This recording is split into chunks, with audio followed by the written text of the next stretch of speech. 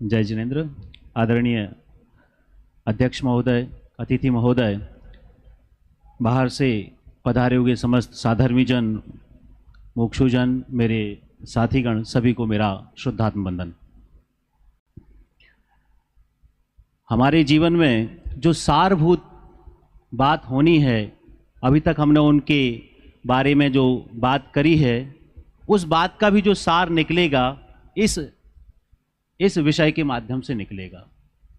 हमने अणुव्रत, शिक्षाव्रत, गुणव्रत के माध्यम से हमारा जीवन कैसा होना चाहिए, इस विषय में चर्चा करी है। अब तत्व को जान लिया है, करें क्या? जान तो लिया है, माना कितना है, प्रैक्टिकल कितना किया है, उसके लिए ये बात यहाँ पर समाधि मरण नहीं जीवन है, इस विषय पर मैं प्रस्तुत करूँगा। देखिए, जीवन हमारा गृहस्थ जीवन, पूरी चर्चा में ज़्यादातर चर्चा गृहस्थों के अनुसार करूंगा समाधि मरण के संदर्भ में। कदाचित कोई बात मुनिराज के संदर्भ में आ सकती है, क्योंकि यहाँ जो बात कही गई है पुरुषार्थ सिद्धि उपाय नामक ग्रंथ के माध्यम से, 5 अणुव्रत, गुणव्रत और शिक्षाव्रत आदि के माध्यम से, वो मुख्य रूप से गृहस्थों के लिए बात आई हुई है। और आचार्य अमृतचंद देव ने भी मुख्य रूप से गृहस्थों की अपेक्षा से कही है। तो जो बात कहूँगा वह गृहस्थों के लिए ही कहूँगा। शब्द है समाधि मरण, तो हमारा पूरा फोकस होता है मरण पर, हमारा पूरा ध्यान जाता है मरण पर। और अभी कुछ साल पहले हाईकोर्ट के द्वारा जो प्रतिबंध लगाया गया था, उससे तो पूरे विश्व में ही समाधि मरण, संलेखना आदि को लोग जानने लगे हैं, संथारा को जानने लगे हैं। समाधि मरण कहूँ, संथारा कहूँ, संलेखना कहूँ, तीनों ही पर्यायवाची शब्द के रूप में प्रयुक्त होते हैं। थोड़ा बहुत अंतर कह सकते हैं। मैं संलेखना शब्द से यहाँ पर बात करना आरंभ करूँगा कि संलेखना या समाधि। संलेखना क्या है? सत और लेखना, दो शब्दों से मिलकर बना हुआ संलेखना। सत अर्थात सम्यक तरह से, अच्छी तरह से। लेखना मतलब कषाय आदि को क्षीण करने का विचार करना, भाव करना, प्रैक्टिकल में लेना। अर्थात तत्व ज्ञान पूर्वक, तत्व विचार पूर्वक वस्तु स्वरूप को समझ करके शरीर को और कषायों को क्षीण करने की प्रक्रिया का नाम है समाधि मरण। मुख्य बात क्या कही गई है? शरीर और कषाय को क्षीण करने की बात। इस बात पर अभी आऊंगा। उसके पूर्व कुछ बात कहनी है कि समाधि मरण के पूर्व, जब समाधि धारण करें तो उसके पूर्व क्या होना चाहिए, क्योंकि जब तक जमीन योग्य ना हो जाए तब तक उसमें अच्छी तरह से बीज और फल देने की शक्ति नहीं होती है। तो समाधि धारण करने से पूर्व व्यक्ति के जो भावभूमि है, पृष्ठभूमि है, हृदय है, उसका किस प्रकार का होना चाहिए, इस विषय में आचार्य देव कहते हैं कि वह स्नेह वैरम परित्यज्य, सबसे पहले तो वह स्नेह और वैर आदि भावों का त्याग करे। अगर हमारे हृदय में कषाय आदि भाव अत्यधिक हैं तो कैसे हम समाधि मरण कर पाएंगे? इसलिए सबसे पहली शर्त है स्नेह और वैर आदि भाव का त्याग करना चाहिए। श्लोक पढ़ता हूं। स्नेहं वैरम संगम परिग्रहम चापहाय शुद्ध मनः स्वजनम परिजनम अपि च क्षांत्वा क्षमेत प्रियवचनम वचनहि। अब क्या कहा? स्नेह का त्याग करे, वैर का त्याग करे, संग जो हम साथ की भावना भाते हैं, खास करके कोई हमें जो हमारे आदर्श होते हैं, हम कहते हैं कि काश इनके साथ हमारा भी मोक्ष हो जाए।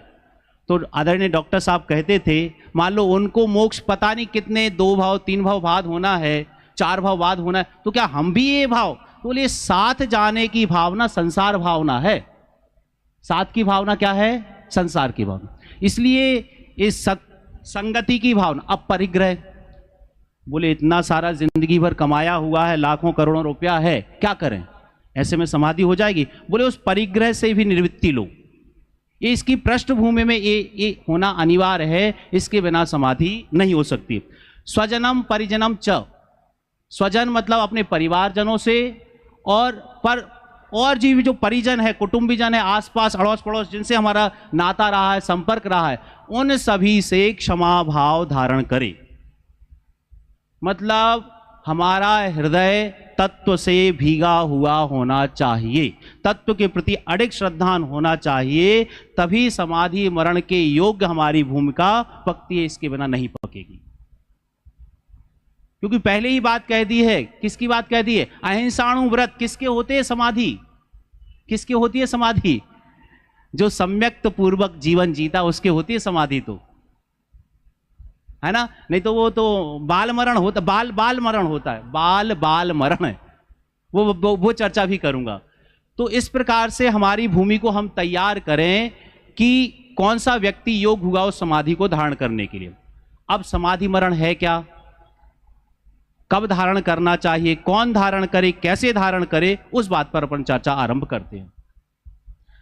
कहा समाधि मरण मतलब आदि व्याधि और उपाधि से रहित सहजता रूप जो वस्तु स्वरूप को समझकर सहज स्वीकृति का नाम ही क्या है?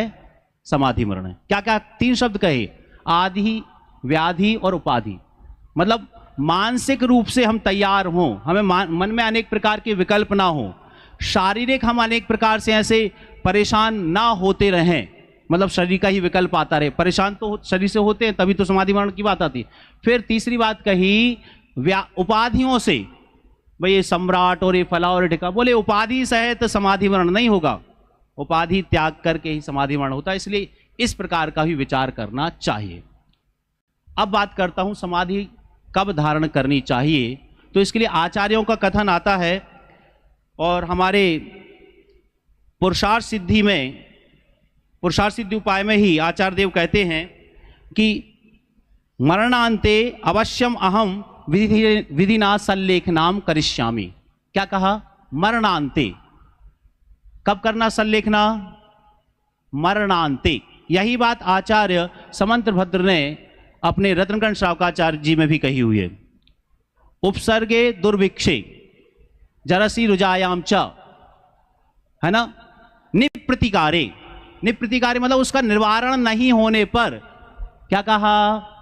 रोग हो जाए, भयंकर संकट आ जाए, भयंकर असाध्य रोग हो गया, और भी कोई ऐसे संकट आ जाए जिनसे बच पाना दुष्कर है, कठिन है, तभी समाधि लेना चाहिए।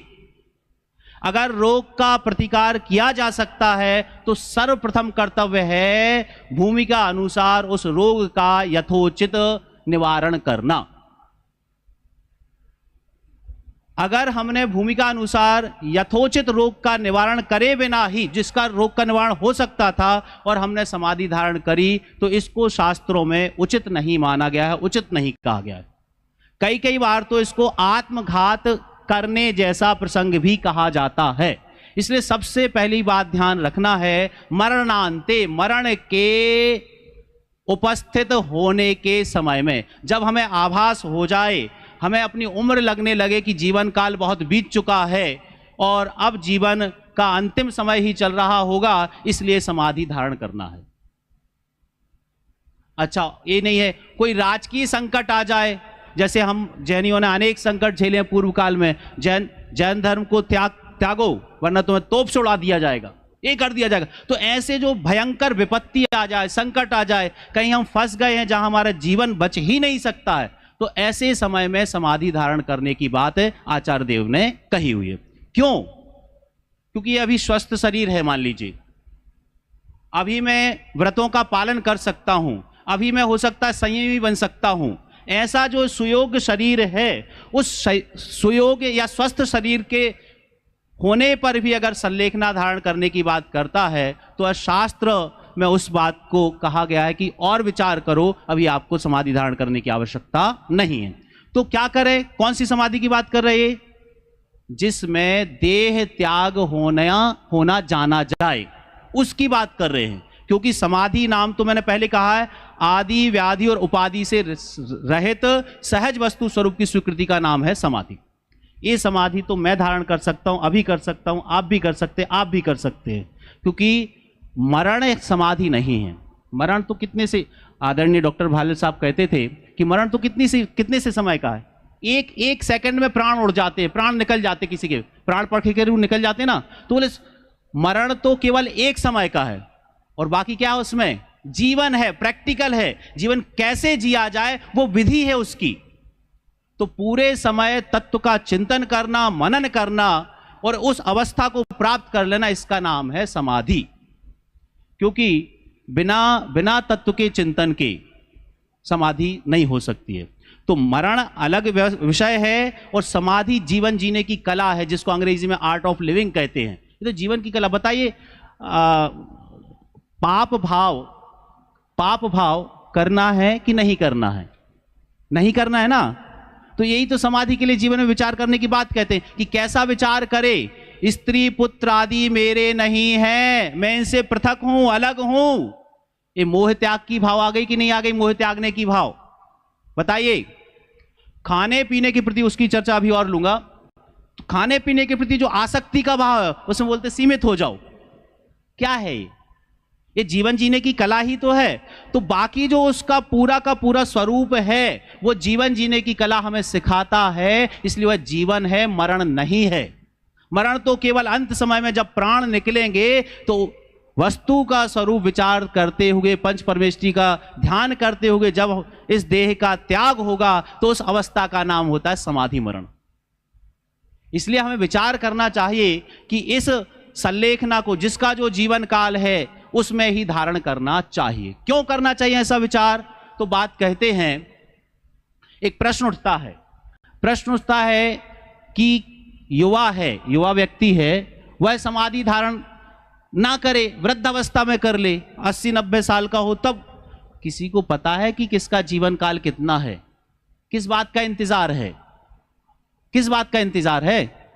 तो कहा ये समाधि जो धारण करने की बात है, प्रायोगिक रूप से, प्रैक्टिकल रूप से धारण करने की बात है। अगर हम मरण के समय में ही समाधि की भावना भाएंगे तो जिंदगी भर तो हमने विषय, कषाय, पंचेंद्रियों के विषयों में खूब लगाया है, पांचों पापों में खूब लगाया, परिग्रह खूब कमाया है। जब पूरी जिंदगी सेठ जी ने नोट काउंट करते करते ही बिताई है तो अंत समय में उसको ये भेद विज्ञान की बात कैसे ख्याल आएगी कि शरीर भिन्न है और मैं जानने वाला, अमूर्तिक प्रदेशों का पुंज, प्रसिद्ध ज्ञान आदि गुणों का धारी अलग हूं। ये कैसे तत्व की बात उसको रुचेगी? ये बात रुचे, वस्तु स्वरूप ख्याल में आए, इसलिए कहते हैं प्रैक्टिकल तौर पर, प्रायोगिक रूप पर जो तत्व का विचार है, ऐसी जो समाधि रूप है, वह तो योग व्यक्ति को हमेशा ही धारण करना चाहिए। और जो मरण रूप बात है वो तो जब जीवन का अंत आएगा उसमें करी जाएगी, धारण करी जाएगी। तो ये विचार करना बहुत अनिवार्य रूप है। तो युवा भी चाहे तो इस वस्तु स्वरूप को समझने रूप समाधि को धारण कर सकता है और करना ही चाहिए प्रत्येक युवा को, प्रत्येक व्यक्ति को।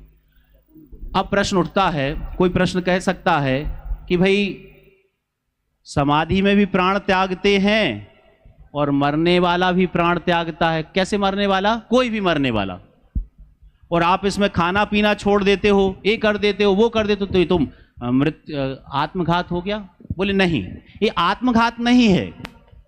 ये आत्मघात नहीं है, क्योंकि आत्मघात में तो विषय कषाय की तीव्रता होती है, कषायों की भयंकर तीव्रता होती है, जिसको उसको लगता है कि इस शरीर का नाश कर लूं तो मुझे मुक्ति मिल जाएगी। बोले नहीं, कषायों की तीव्रता होने से वो आत्मघात नाम पाता है। और रागादि का कम हो जाने से, रागादि के प्रति आसक्ति नहीं रहती, या कषायों के प्रति बिल्कुल भी रंच मात्र परिणाम, बेहद सूक्ष्म परिणाम हो जाते हैं, या पाप के प्रति रंच मात्र भी हमारा विचार नहीं जाता है। ऐसी जब सहज स्वीकृति होती वस्तु तत्व की, तो बोले उसमें राग की न्यूनता है, कषाय की न्यूनता है, उसमें प्राणों को जबरदस्ती नहीं छोड़ा गया है, वस्तु स्वरूप का विचार करके छोड़ा जा रहा है, कषाय भाव पूर्वक नहीं छोड़ा, इसलिए इसका नाम समाधि है, आत्मघात नहीं। अच्छा, सॉरी, मेरा विषय तो पूरा फिर रह ही गया है। खैर, क्योंकि इसमें अतिचारों की भी बात आई है, अतिचार लगाते हैं हम। 2 मिनट और लूंगा फिर समाप्त करता हूं। विषय तो मैंने काफी क्योंकि देखिए, समाधि करेंगे तो ही हमारे द्वारा जो धर्म कमाया जा रहा है वो अगले भाव में ले जाने का समाधि एक माध्यम है, वरना तो सब धर्म यहीं नहीं करेंगे तो सब यहीं का यहीं छूटना है। देखिए, मैं बात कहना चाह रहा हूं अतिचारों की, कुछ अतिचारों की चर्चा करूंगा। समाधि में हमने समाधि का उत्कृष्ट काल है 12 वर्ष। है ना, और न्यूनतम काल अंतर्मुहूर्त का हो सकता है। तो समाधि धारण करी, अब हमें जीने की इच्छा बन गई, भाई मैंने समाधि ले ली और जी जाऊं, काश मुझे और उम्र मिल जाए, तो उसमें दोष है। तकलीफ हो रही शरीर में, अरे प्राण निकल जाए, दोष है, अतिचार है। किसी पुराने मित्र की याद आ गई, अतिचार है, मित्रानुराग नाम का। सुख जो भोगे गए हैं उनका स्मरण होना, अरे ऐसे ऐसे सुख भोगता था, वो अतिचार है। और फिर निदान नाम का अंतिम अतिचार है कि अरे ऐसा मरण को प्राप्त करूंगा तो बढ़िया बढ़िया अच्छे अच्छे पदों को प्राप्त करूंगा, ये निदान बंध है। बोले इन अतिचारों से रहते ही समाधि होती है।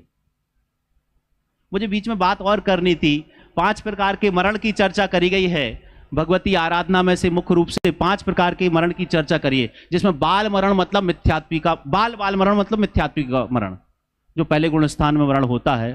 तो इसके बाद में जो सम्यक्त से सहित है, आवृत्ति है, उसका बाल मरण कहा जाता है। और उसके बाद में फिर बाल पंडित मरण कहलाता है, जो जिसने प्रतिमाओं को धारण किया हुआ है या जिसने जो आर्जिका आदि बन गए हों, उनका बाल पंडित मरण है।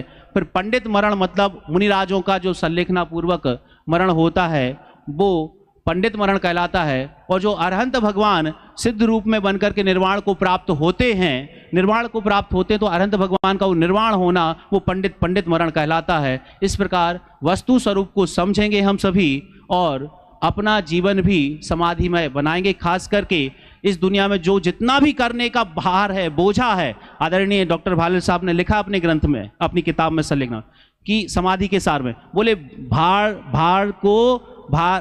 भाड़ में फेंक और निर्भर हो जा तो समाधि हो जाएगी। असली में तो वस्तु तत्व को समझ करके ही सदाकाल हमें आदि व्याधि उपाधि से रहित होकर के वस्तु स्वरूप का विचार करना है। और हम सब अपने जीवन में यथायोग भूमिका अनुसार इस समाधि के विषय में विचार करें, क्योंकि समाधि सच में मरण नहीं, जीवन का प्रायोगिक रूप है। और जीवन में नियम पूर्वक ही हम आगे जीवन बढ़ाएं और संलेखना पूर्वक अपना जीवन पूरा करें। इसी भावना के साथ विराम लेते हैं।